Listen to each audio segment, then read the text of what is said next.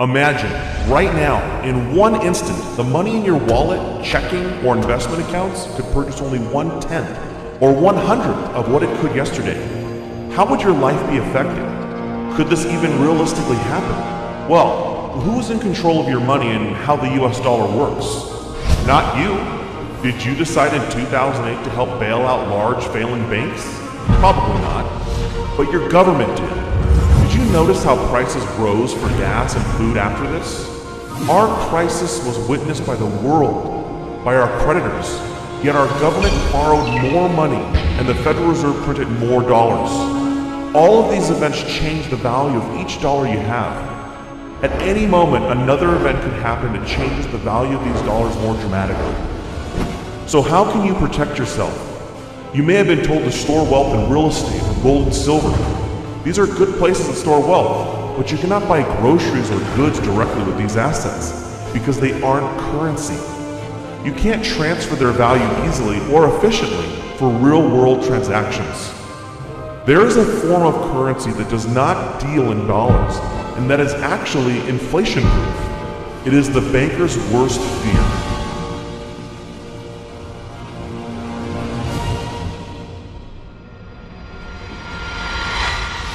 Why is gasoline so expensive? Telling us which food brands are ready for the uptick in cost. The United States has just lost its top-notch AAA credit rating. 18 people have been charged in what may be one of the nation's largest credit card fraud rings. What some are calling fool's gold, it is the virtual currency called is a kind of holy grail of payments. We're asking whether or not this currency really has any longevity, let alone legitimacy. How can I hedge against inflation and other government manipulation? One thing I did was to buy Bitcoin. What are they? I don't really know that much about Bitcoin. Bitcoin is a purely online currency with no intrinsic value. It is digital currency, which you can then use to buy things online. Bitcoin. What is Bitcoin? Bitcoin, first introduced in 2009, is a relatively new technology in today's ever-changing world. Bitcoin is a digital currency, an innovative tool that is revolutionizing people's daily lives, as did smartphones, eBay, YouTube, and even the internet itself. Communicate with people live anywhere in the world by typing on a keyboard. You got mail. The Bitcoin network facilitates the instantaneous transfer of value across any distance over any borders, to any place on Earth. Specifically, it allows any person in any place with an internet connection to receive and transfer value. To send $8,000 from America to Australia, Western Union would charge you $336. In contrast, any value of Bitcoin can be transferred with a fee of no more than 2 cents at today's exchange rate. Besides being able to transfer wealth instantly, Bitcoin is highly valuable because in its specially designed software, the supply of currency units, also called Bitcoins, is increased at a steady rate. New Bitcoin creation will only cease in the year 2140 with a total of 21 million Bitcoins. As of September 2013, there exists in circulation over 11.5 million Bitcoins, over half the total supply that will eventually be mined. Mining Bitcoin is the process by which new Bitcoins come into existence. They are created in blocks, and currently 25 Bitcoins are mined per block. Blocks are generated about every 10 minutes as regulated by the software code and sent to the computer that mined them. The best miner is the one with the most computational power, but it is also based on luck who wins the reward. A rough estimate would put the total number of Bitcoin miners at 100,000. This mining process is more specifically known as hashing. All right, Emmanuel, let's start off with your website. Cloudhashing.com. When did you get the idea to create a hosted mining cloud hashing service? When my wife decided to throw all my computers from the attic. So I started off mining Bitcoin using computers. I had a few computers sitting around and running permanently so the guests could not come around and spend time just because the room was super hot. They'll get a heat stroke. And at the same time, it was just costing a lot of money for electricity. So I invested in ASICs. Then upon my investment in ASICs, I had friends who were interested. So at that point I thought, they weren't computer literate, so I thought, let me manage it for them. So upon doing that, it kind of spiraled into a business. And we launched Cloud Hashing in April this year, and we've been selling what we call Bitcoin mining contracts ever since. Did it bother you that we don't know who created it? I first heard about it in 2010. Well, I didn't think it was a good idea because I just couldn't see how it could take off into the mainstream. And lo and behold, 3 years later, the value just skyrocketed, and I thought, oh my goodness, I missed out on a golden opportunity at the advent of something great here. I think the very fact that I didn't know who created it kind of raised a lot of questions. I mean, but realistically, that didn't matter. The maths itself and the proof of work concept itself, just super secure currency. It may be hard to trust such a new, strange, and exciting system like Bitcoin. Some, mainly computer technology enthusiasts, already see Bitcoin as more secure than email, online banking, and your E-Trade account. So what made you say, you know what, I'm going to trust Bitcoin? Well, that's a great question. Do you use the internet? I do. Do you trust it? I pretty much have to. You trust the internet. You don't necessarily trust everybody on the internet. No. Right, but you trust the internet. You trust that you go in and type in on your browser and you get to walmart.com. You trust that's Walmart or whatever. Yeah. And there are legitimate actors on the internet, right? Like Amazon.com. I'm sure you bought stuff there. Mm-hmm. Well, Bitcoin is very similar. It is computer code that's a protocol. Like email, a person would not normally assume anyone in this case can see, delete, or otherwise access their email account without their permission and password. There is one exception in that your email provider could shut you down or even spy on you at the NSA's request. Why should people start taking a serious look at it who want to get off the government's radar? I think it's a very important thing. One thing that we don't really fully appreciate is the level of surveillance that we're under. And now all of your transactions are being databased, archived, stored, and they're going to be searchable forever. And you don't know who's going to be in power in 4 years or 8 years or 20 years. And you don't know what they're going to do with that information. And so why even have that information appear there in the first place? Bitcoin allows you to take control of that and to have it not even appear. This brings us to the topic of centralization. Bitcoin is decentralized. This means there is no central authority that can stop any specific Bitcoin transaction, and the same goes for the Bitcoin system as a whole. No one can lock or freeze a Bitcoin wallet or address, unlike a bank account. No one can arbitrarily create more Bitcoins than the software program was designed to make. No one can change the software without the majority of the entire network of users accepting a change. Programmers of the Bitcoin software are thus limited in their scope of changes to what the market is driving. Max Wright, he wrote a book called Bitcoin Revolution.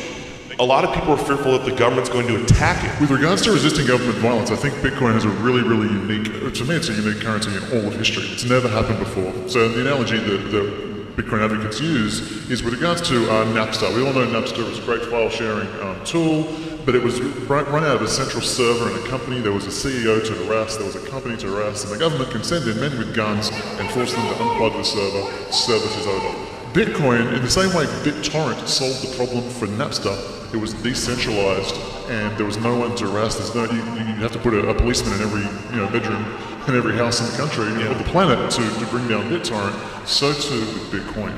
There is no one to harass. There is no CEO.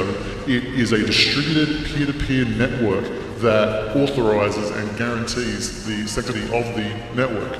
And so for that reason, it is incredibly resilient to violence. And I find it very, very interesting that at a time when we're going to, my expectations, we're going to go through a currency crisis, a currency wars like we've never seen before. I'm here with Jim Rickards. He's the author of Currency Wars. I'll just throw it out there. Bitcoin, what are your thoughts? One of my least favorite topics, because I'm very skeptical of Bitcoin. I've actually read the technical papers. I've spoken to a lot of people about it. It is cool technology. It's good encryption. The blockchain method of validating, the fact that it's decentralized and dispersed. You can fire a drone missile at a Bitcoin server and it doesn't matter because there's another one over here that's got the blockchain and they can validate. So I understand all that. It's cool stuff and it does attract libertarians and it does attract technophiles. Now that you know what Bitcoin is, you should recognize how digital currency is a threat to the current banking system and institutions.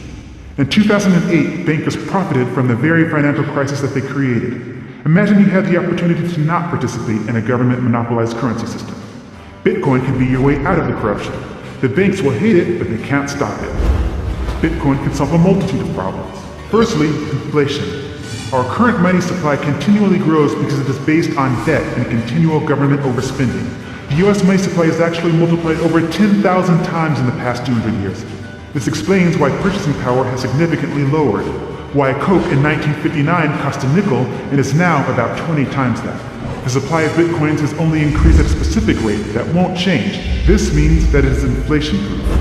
Bitcoin also prevents theft. If you hold cash, not only would you worry about someone stealing your wallet, but the government has been known to confiscate cash at airports and during police stops. Had an encounter with the TSA, the Transportation Safety Administration, in which they not only wanted to know who he was, who did he work for, how did he get the money that he had on him, and what did he plan on doing with that money? $4,700. Why do you have all this money?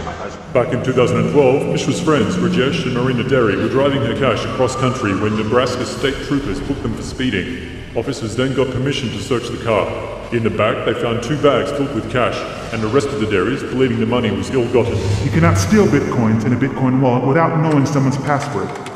You can copy and store your wallet in an unlimited number of locations and access it from anywhere with internet access, just like email.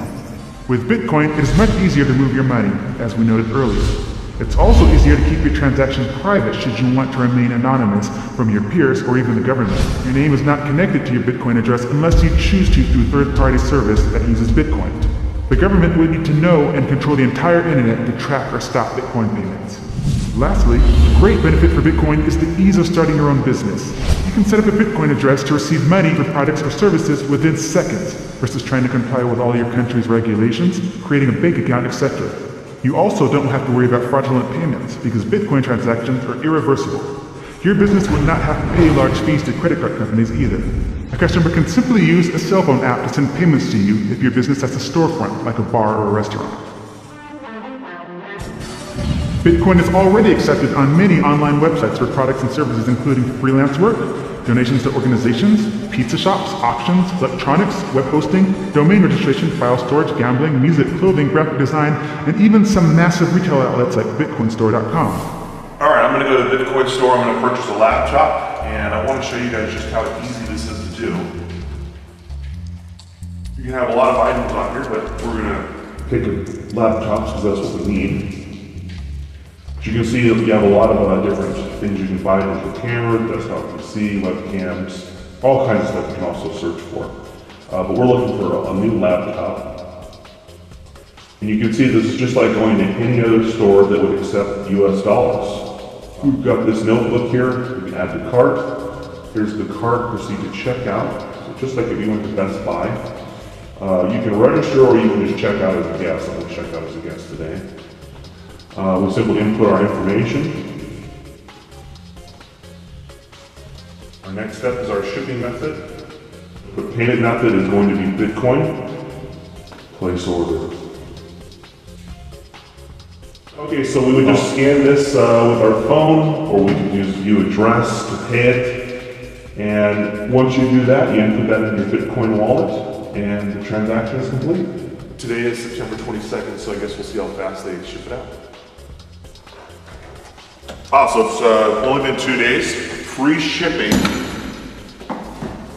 We ordered it on the 22nd of September and we received it on the 24th. You've got all your accessories, brand new. Yeah, same price as Amazon, I didn't pay anything extra for it. Perfect. That was easy, let's see what else I can do with Bitcoin. All right, so I'm on bitmit.net and I'm going to sell my old TV. A lot of my friends and stuff were giving me crap, so I ended up getting this new TV. I've had this TV for, 10 years now. It's a 62-inch. Sweetheart, some Africans from Ghana want to buy our TV with Bitcoin. Over 1,000 people attended the Bitcoin conference in San Jose in May 2013. The Bitcoin Forum has over 100,000 members discussing Bitcoin. Payment processor BitPay currently has thousands of merchants using their services to accept Bitcoin payments on their websites. As of September 2013, the value of Bitcoins created has reached $1.5 billion as determined by the free market. Bitcoin seems to be growing at a rapid rate, maybe even outpacing the government's ability to regulate it. When the Financial Crimes Enforcement Network of the Department of the U.S. Treasury announced that virtual currencies are subject to the same rules as other currencies, the price didn't crash. In fact, it went up from there, as if attempts to regulate Bitcoin don't matter. This idea that somehow, you're escaping government scrutiny or you're outside the government matrix or whatever is just not true. Mt. Gox was attacked by the government. Of course, the Silk Road now arrests have been made. So the government's watching everything you do. There were a lot of exchange popping up, and they started getting hammered. I mean, with all the laws and banks closing their accounts and stuff like that. And that made it difficult, but then in comes local Bitcoins. They let individuals advertise whether they want to buy or sell, and those individuals hook up with each other. And that's making it a lot easier. Buying Bitcoin is getting easier. Selling it, I guess, is getting easier too. There's no reason in the world that a privately issued currency couldn't be issued and serve maybe even better, because it's totally beyond the temptation of politicians to start meddling with the rules. It's beyond the reach of political temptation. Now, picture a world where you are in control of your money, where you're free to spend any amount, small or large, anywhere in the world, and your identity is safe. Your money cannot be diluted by government creating it out of nothing and then giving it away to banks, special interests, towards wars, or in foreign aid. You can help stop selfish banking interests. You can shape your destiny. And we don't even have to end the current system. We just merely need to bypass it.